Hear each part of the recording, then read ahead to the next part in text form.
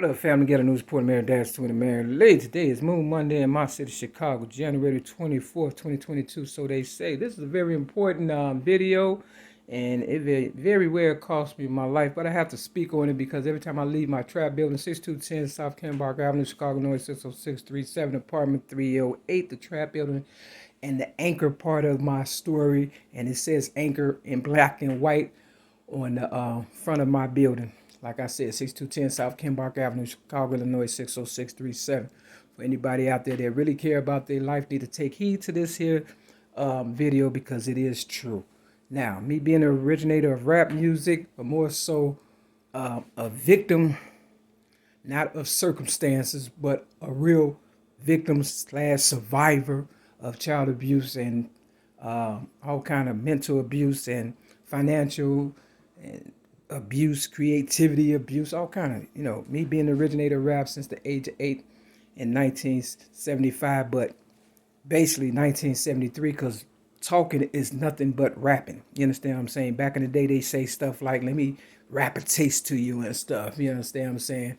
And that's just communicating. That's all, 1973, I stood up for myself for being a child abuse victim at the age of 6 because for whatever reason, I guess my mother had made so much money, or my family and stuff, and me being the baby and named after her, like all intruders, invaders, and things of that nature, they come in, they wipe out the parents and raise the child and use them, for whatever means they want them to. Me not knowing I was going to become the originator of rap music, but I'm glad I am because I'm worth the most, and I believe my higher power chose me last for this very reason, and that is to shine light to the other victims out there, such as Kanye West. They try to say he's crazy because most people that's worth the most, what do? They either give you a felony or lock you in a psych ward and give you medication and say that you're crazy, so you won't be able to defend yourself after all the money you accumulate for them. Like K. Reno said, worth more dead in his song. You understand what I'm saying? But I said it in 1995 when I gave my story to the Sound of Music on 3 cassette tapes, front and back. My voice added to it, along with the Martin Luther King Dream speech. You understand what I'm saying? My voice added to that as well. And a bunch of music, rap, whatever, you understand? Because I grew up on music and I solicited music throughout the land of Chicago and made a lot of rappers and everybody else, gospel, blues, rhythm and blues, rap and jazz for your ass to be exact, and even some rock and roll and stuff to let people know I don't discriminate, house music, juke music, reggae. I've supported everybody because I was out here by myself, like they wanted it to be. See, when I was younger and I was with a program called DCFS, Department of Children and Family Services, that's located not too far from where I reside, but on 59th, you understand what I'm saying, in my city, Chicago. It's still there, waiting to start over and take your kids and, put them in slavery, because prison and, social service programs is just another form of slavery or another way to induct them into the prison system and, make sure they don't get none of the money that they grew up on.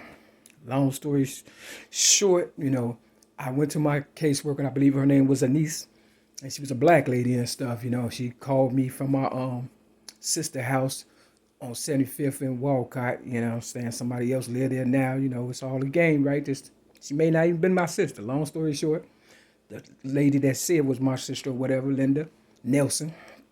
You understand what I'm saying? She called me, my caseworker Anise, and said, I need you to come to the office. So I went down there, and she was like, you 18 years old now, you're no longer part of DCFS, social service. And I said, because, that's interesting. Usually they find you an apartment or something before they just throw you to the wolves and stuff, right?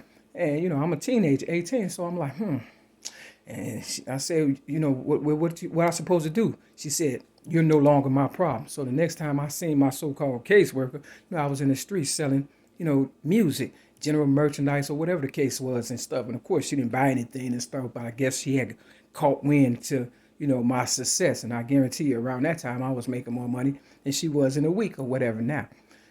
With that said, I was also writing, and I gave my story to Oprah Winfrey and had gave it to some person at the mall and stuff that had a studio in the mall at the time or whatever, where kids can come in, teenagers or whoever, and do their thing or whatever. This was before motherfuckers was riding around in Bugattis and all that. You understand what I'm saying? Now, let's talk about this money.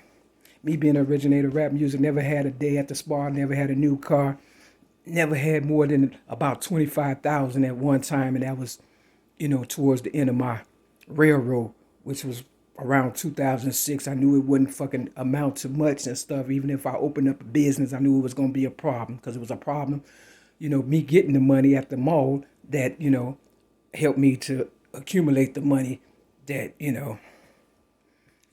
end up stealing and everything in the long run and stuff, So basically, I just worked my ass off for it's been 49 years now, you understand what I'm saying, to get nowhere fast and stuff. So the ones out there like Kanye West that they claim is crazy, he's not crazy. He's worth $1 billion, but he's really worth more, and he's accumulated more, than that for the industry or whatever, or the people who trying to set him up for, see, Kim Kardashian, his wife, trying to get up out the fucking relationship. You understand what I'm saying? Take the kids because they don't need him. Once you shoot your sperm or have a baby by him, you understand what I'm saying?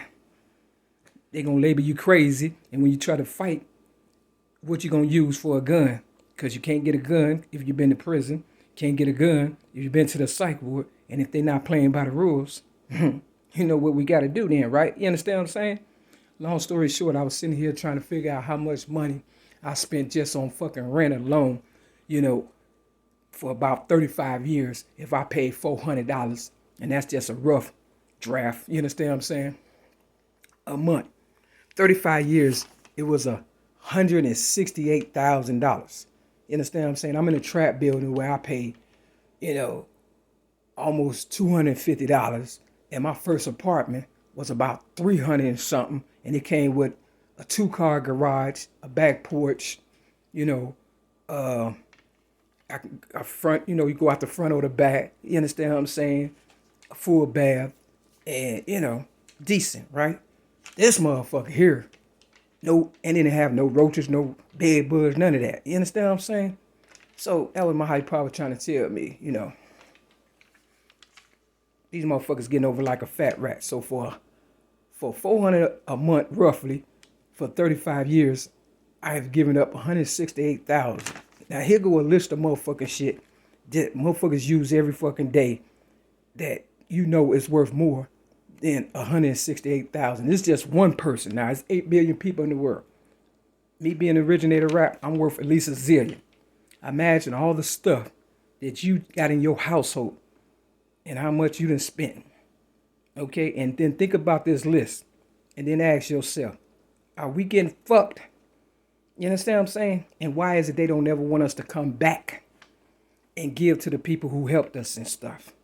Now you got a little baby out there comparing himself to Kountry Wayne and shit, because Kountry Wayne be putting out a bankroll and little baby be pulling out a fucking goddamn gym bag full of money.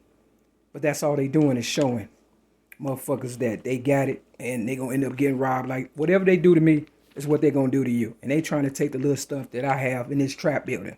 You understand what I'm saying? Everywhere I go, every time I leave this motherfucker, the police is following me, trying to make me go for broke. I don't drink, drugs, smoke, or fornicate. I got a shrewd business mind. And, they never cared one way or another about us. So here go the list. Pampers, baby food, baby clothes, baby shoes, baby hospital bills, pet food, pet care, rent, cigarettes. Now, at the age of about 9, I started smoking cigarettes at about the age of 9. You understand what I'm saying? Because I thought my foster father was cool, but that was another way of them trying to get me to spend money. If they neglect the child, the child want to cling to the people who they think is cool with them and stuff, but they was just trying to kill me, with cigarettes and stuff. Real talk. Luckily, I got off that habit. You understand what I'm saying? Real talk. I started off, like I said, 65 cents a pack, and now they almost $16. Now, cigarettes, weed, alcohol, AA and gang money, dues, music, school, church, ties, taxes, books, magazines, cars, trucks, locks, guns, mace, bullets, cigarette lighters, gas, insurance, entertainment. You know, you want to see your favorite artist, right? Laundry, banks. You know, they charge you for banking. LA Fitness, Planet Fitness. You know, gyms, vacation, prison, calendars, phones, electricity, water, heat, toys, heavy machinery, fans, AC, bikes, motorcycles, scooters, money orders, storages. You got to store your shit. You understand what I'm saying? Because where you at right now, you can't trust where you at. So you get an extra storage and, you know, you end up losing it all when they railroad you, right? It's all a racket. Like Little Kim say, the whole system's corrupt in her song Slipping. Coats, hair products, beauty supply, you know, salons, your bodyguard, record companies, a house, and of course, when you die, you know what I'm saying, they get it all, right? Now, let me, you know what I'm saying, break these here balls, because, you know, I got the balls to say this shit. Real fucking so. Gotta have the balls, man. Too much money to just walk away. Now, I got a 12 and a 5. I gave Oprah Winfrey my story at the age of 17. 12, 13, 14, 15, 16, 17. At the age of 17 in 1984. The color purple is based on my true story. You understand what I'm saying? It has made billions of dollars. They didn't make Oprah Winfrey a billionaire for nothing. I never lose. I've been talking about Oprah since early this morning. I guess they thought I couldn't do it again. But the devil is a lie. Until you do right by me, everything you think of is going to fail. And if I die, I promise you, the whole world will end. I put that on my life. You've seen it for yourself, okay? Now, her birthday is coming up on the 29th. I promise you, I'm still number one. To the right, it is Hebrews chapter 1. Plea for the Christian slave. This is Philemon, Philemon,